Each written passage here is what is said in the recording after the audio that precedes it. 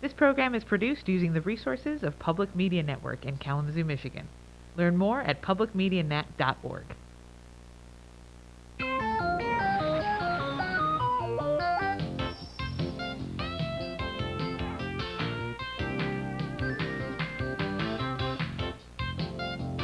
Hi, I'm Matthew Mroczek, and I'm a volunteer at Public Media Network. It looks like all of you are taking one of our courses.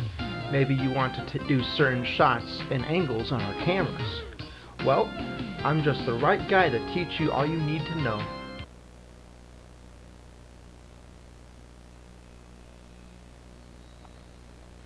That was what is known as an extreme wide shot, also known as an establishing shot. If you want to set up a location for your film, this is how you do it. This is what you look like in an extreme wide shot! Why is the camera so far away? You can barely see it. Well, if you want to capture an entire location, you'll need to place the camera far enough in order to properly frame any buildings or other objects. An establishing shot normally needs to last only a few seconds. They usually neither include characters nor dialogue. Establishing shots aren't just used to set up locations, however. They can also be used to set up the tone for a scene, display a passage of time, or even introduce a new concept.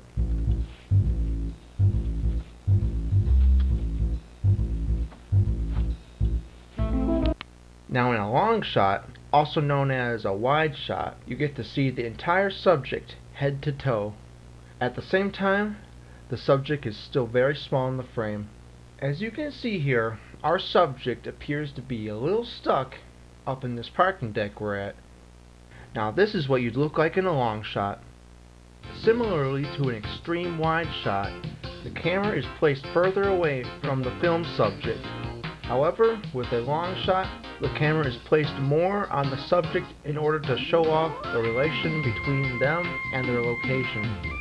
Long shots also tend to fix on the mannerisms, movements, and actions of the subject.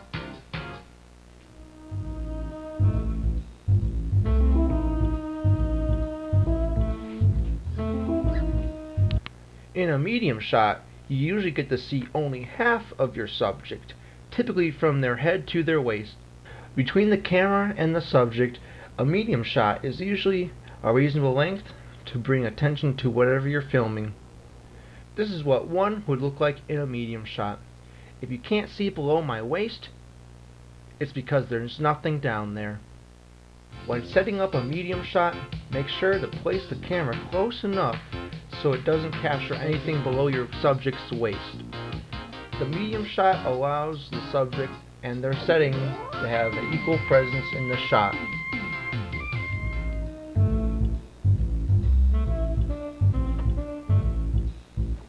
Close-up shots are usually used when you want your camera to have complete concentration on the subject.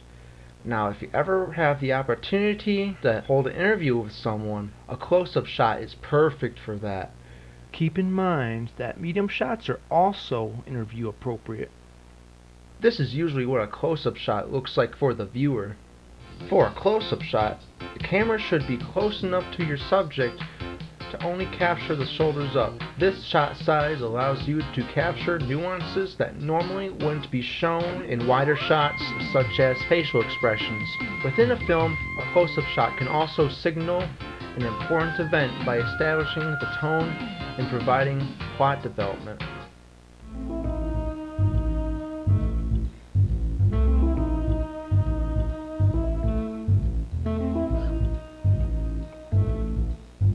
Now here's one of my favorites, the extreme close-up shot. It allows you to bring attention to smaller details that most other camera shots could never dream to capture.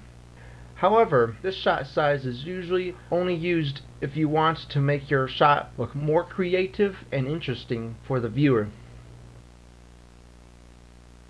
This is what an extreme close-up shot looks like. Having too much focus on my eyes, like right now, is actually a good thing for this kind of shot. This shot size is created by placing the camera as close as possible in order to capture a specific section of the subject. As a result, the extreme close-up shot can be used to show certain emotions by fixing on senses the subject is experiencing. Now you know the basics for camera shots? Now let's learn about camera angles.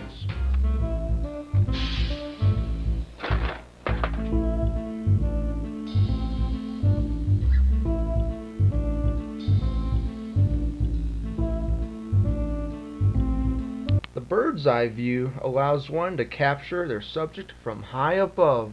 This camera angle can be used similarly to an establishing shot, where you can capture an entire location, though it can be used to help your shot look more eye-catching to the viewer. Where could the camera be now?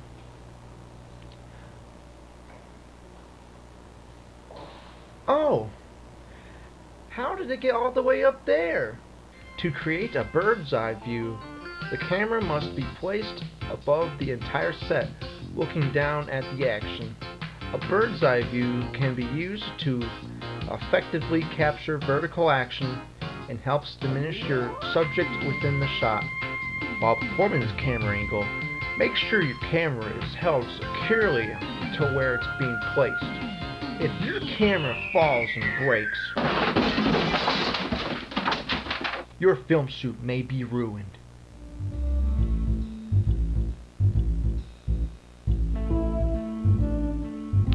A high angle can make your camera appear as if it's looking straight down at your subject, though not in the same way as a bird's eye view.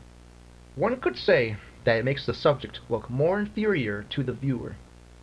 For a high angle, you must place the camera higher up than your subject, followed by angling it down towards them.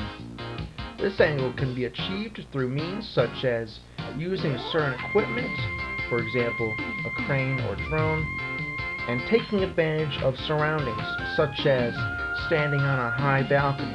A high angle can be used to convey information in regards to the narrative, character, or scenery.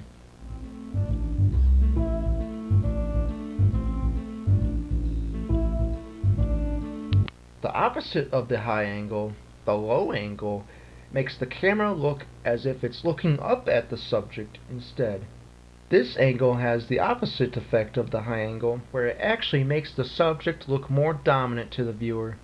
For a low angle, you must place the camera lower than your subject, angling it up towards them. This angle can be achieved through means such as lying down in front of the subject with your camera, or by placing the subject higher up than the camera.